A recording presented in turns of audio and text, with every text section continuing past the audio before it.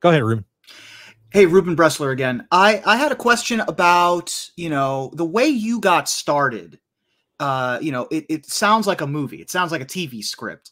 Is the way that you got started in the wrestling industry just sort of kind of just walking in like you already belonged? Is that possible anymore? In our world of, more security, more eyeballs, the democratization of social media, or how would you recommend somebody get involved in the industry in the capacity that you got involved in becoming a manager or a ring announcer or somebody backstage? It's a little different now, but how you carry yourself is still important. Like I said earlier, I talked to Joe Gomez, an old wrestling friend from WCW yesterday, and we were talking about that. He was talking about how, I don't know. I didn't consciously come up with my attitude, but I'm glad that I unconsciously thought of it, because if I'd have gone to that first WCW show, brought up enhancement talent, and went around shaking everybody's hand and, taking pictures and asking for autographs, I'd have been gone. Never, this story, we wouldn't be talking right now. And something in me, and I don't know what it was like, act like you've been there before, even though I hadn't. Even though inside I'm marking out, holy crap, there's the Four Horsemen, holy crap, the Rock and Roll Express. But I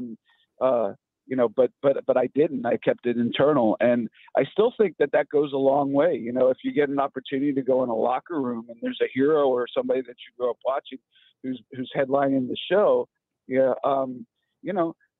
you're new, hey, I didn't even introduce myself to those people for many different shows. I just stayed with my little group of guys that I brought up from Florida, and eventually they would come to me. I think Tracy Smothers was the first one and said, after, probably 2 months or something, coming up every week, he would say, what are you doing here? And he wasn't being mean. He was like, it's curious. And then eventually, the guys became friendlier, and I think they respected the fact that I wanted to have an in and love the business and wasn't, going around asking for autographs and stuff like that.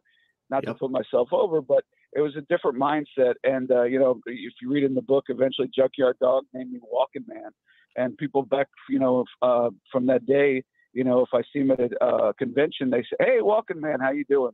So yeah, it's just, if you act, just act like you've been there before. I know that the inner Mark in people want to be fawning and trust me, I was inside, but on the outside, I acted like I freaking didn't. I didn't care.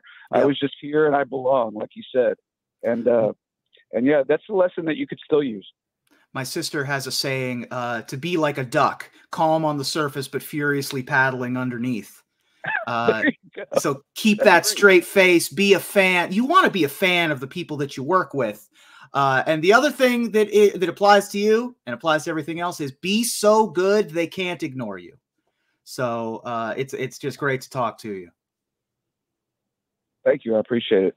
Yeah, we thought about calling the book Stooge of the Year because when I first, when I first went to WCW, as you can read about in the book, my thing was, what can I do to be helpful without being a mark, without geeking out?